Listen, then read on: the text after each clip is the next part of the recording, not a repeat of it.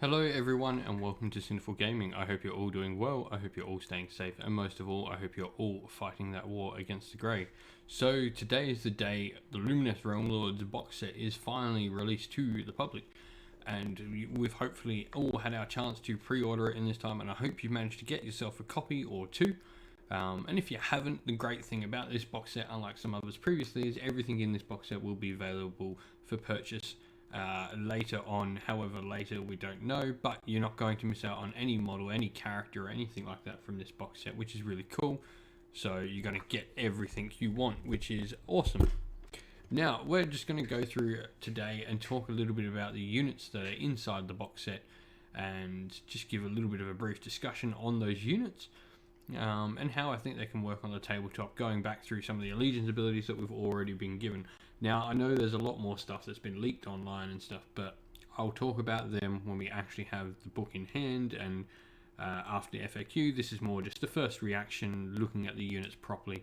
I've not really looked at the leaks a whole lot myself, and I try to stay away from that.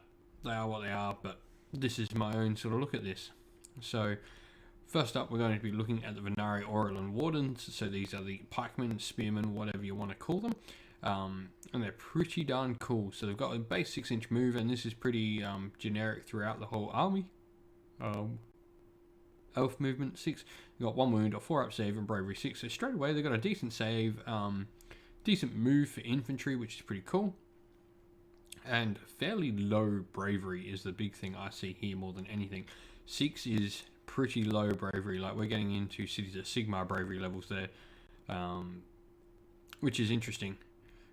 Definitely quite low, especially when you consider like they use Aether Quartz to gain extra abilities and will be -1 potentially, or sometimes even -2 depending if you've gone for certain sub-factions that we've talked about in previous videos.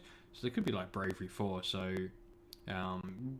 command points will be needed for some inspiring presence, because it could really hurt you on the battlefield. Battle shock actually is something that this army could potentially actually be quite susceptible to, which I think is actually nice. Like, battle shock is one of the most fantastic mechanics about Age of Sigmar. When the change from Fantasy to Age of Sigmar happened, I really did like that battle shock was introduced, rather than the whole leadership test and all the sort of nitty gritty picking apart that you had to do with leadership tests. But battle shock just really isn't a thing anymore, and you know what? These are guys that I want to collect as an army myself, and so I'm really happy to see that bravery will matter.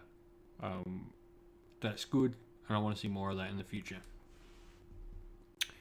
So let's look at their weapons. So we've got the Champion's Blade. So the Champion has his own special attack profile. He's got 2 attacks, only 1-inch range on his weapon though, and he's a 3+4+, -1 rend, damage 1.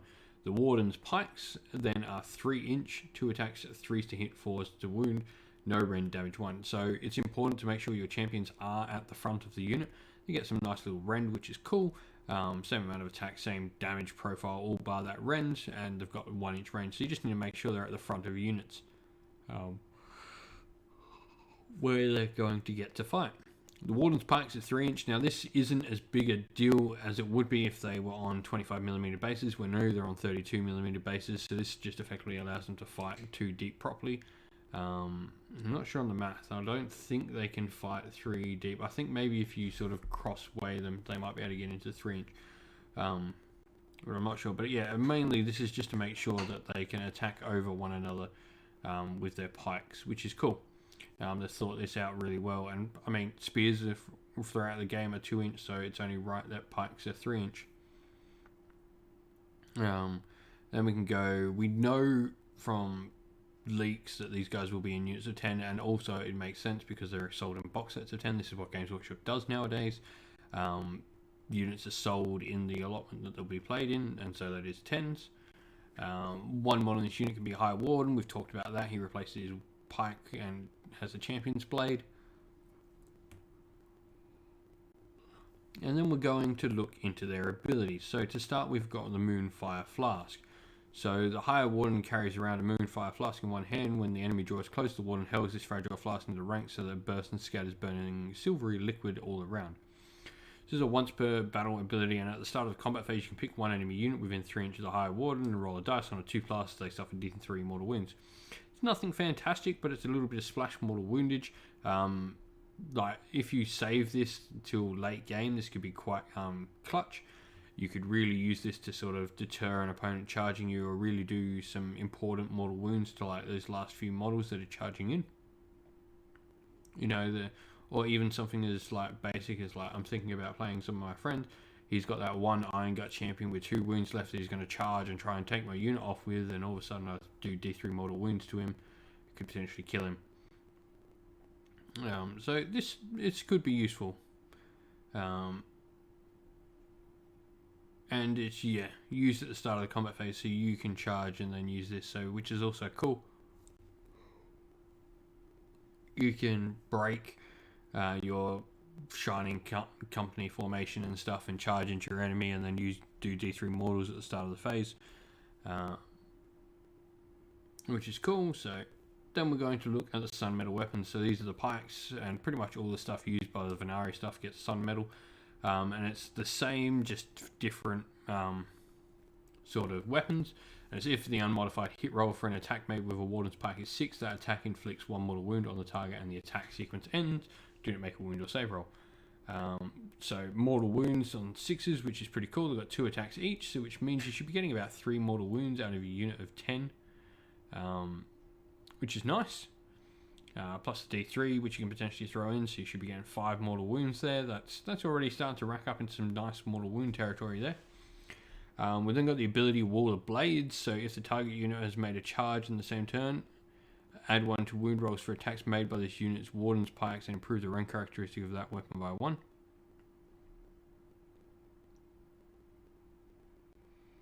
So if the target unit made a charge move in the same turn, add 1 to wound. So I'm assuming this is worded a little bit poorly on this one for me. I'm assuming this means you can put this on an enemy unit and you can add 1 to your wound rolls to the Warden's Pikes and improve the rank characteristic of their weapons by 1. This is cool. It's giving you some extra damage when you get charged. This will need like a little bit of cleaning up, just by the way it's written. Because it doesn't sort of specify what the target unit is. But we then go into magic. We know that all our Vanari basic units are are wizards. So the high ward in this unit is a wizard. While it has at least 5 more models, they can attempt to cast 1 spell in your hero phase and attempt to unbind 1 spell in the enemy hero phase. They know the power of Haish spells, so this effectively allows their Sun Metal weapons to do mortals on a 5+ instead of 6. And you can have any number of Vanari, Lumineth Realm-Lords wizards can attempt to cast Power of Haish in the same turn. So cool. These guys, when they're getting charged, can have 5+ to do mortal wounds. So that's out of 20 attacks. That's going to be 1/3 of those 20 attacks. You're going to do about 6 or 7 mortal wounds out of that. You're going to do another 2 from the Moonflyer Flask. You're doing 9 mortal wounds, which is that's really good. 3s and 4s, which they're going to be 3s and 3s if they're being charged. They're going to have -1 rend, or so. That means they're going to put through what 2/3 of them are going to go. They're going to put through another 5 odd wounds. Like they're going to put 10 of these guys should pack out about 15 to 20 damage. Like they're decent. And then bigger units of these guys and they're going to be hard to shift. They're going to be 4+ save. They're going to be in Shining Formation or Shining Company, and they're going to be -1 to hit as well. They're going to be quite solid to use on the tabletop. They're going to be quite a good defensive unit. But let's look at the other one, and we're not going to look at the Light of Eltharion. I've done a whole video talking about him, and if you want to go have a check out of that, you can find that on the channel. You just need to search Light of Eltharion. But we're going to look at the Vanari Dawnriders, and these guys are really fantastic. I think they are everything. They're probably the most perfect cavalry unit in the game. They do everything that cavalry should do. So first of all, they've got a movement of 14, which is great. That's a really high movement value. 2 wounds apiece, like normal cavalry, 4 up save, and bravery 7. So they've got a little bit better bravery. This really helps because obviously casualties to these guys are going to matter. They've then got the Guardian Sword, so once again the champion has a sword instead of the other weapon. That's cool. It gets him some extra rend. And in this case, it gets an extra attack for him because the Sun Metal Lancers are 2-inch reach but only have 1 attack. all their weapons are 3s and 4s, except the horses, which obviously are 4s and 4s with 2 attacks each. They're in units of 5. You can have one Steed Master who gets the Guardian Sword, and you can have a standard bearer and all that stuff as well. So abilities, they're going to have the Deathly Furrows ability. So at the start of the combat phase, you can say this unit will use its Deathly Furrows ability. If you do so in that phase, you can add either 1 to the attacks characteristic of this unit's melee weapons, but it can only target units that have a wound characteristic of 1 or 2 and do not have a mount, or you can add 2 to the attacks characteristic of the unit's melee weapons, but it can only target units that have a wound characteristic of 1 and do not have a mount. So you could potentially have these guys packing out 3 attacks on the charge against 1 wound infantry. This is going to be like, this just sounds like how cavalry do. I can only imagine, the Rohirrim charge against Gothmog's orcs at the Battle of Minas Tirith. That's just what this sounds to me. But then it gets better because you can go Lances at Dawn, which means you add 1 to the rune rolls for attacks made by this unit's Sunmetal Lances and improve their rend characteristic by 1. So which means they're going to go to 3 and 3s, -1 rend. They've also got the Sunmetal weapons and of course the Power of Haish. We know what that does, I just mentioned it in the other one. They're going to be 5 up to mortal wound if they get this spell off. So they're going to be packing, they're going to have 3 attacks each against 1 wound infantry, doing mortals on 5, so every one of them is going to at least be getting a mortal wound through, plus the actual damage from their lances otherwise, and some splash damage here from the horses as well. These guys are going to be packing out some serious pain. What's great is you can keep them in Shining Company formation until they need to charge and then charge off. And they've got movement 14 as well. This is the other thing of this, they are a seriously solid unit. With that movement alone makes them very useful for this army, because as we've seen from things, the army is relatively slow, and these guys do make up for that. They're a decent unit. They can really hold their own in Shining formation. They'll be, a -1 to hit with a 4-up save. That's decent, and there's ways to get there safe down. But I'd like to know what you think of these 2 units in the box. They're going to be pretty cool. I reckon we'll be seeing a lot of both units in the Lumineth armies. But leave your thoughts about these units down below. Well, thank you for watching the video. I hope you enjoyed it.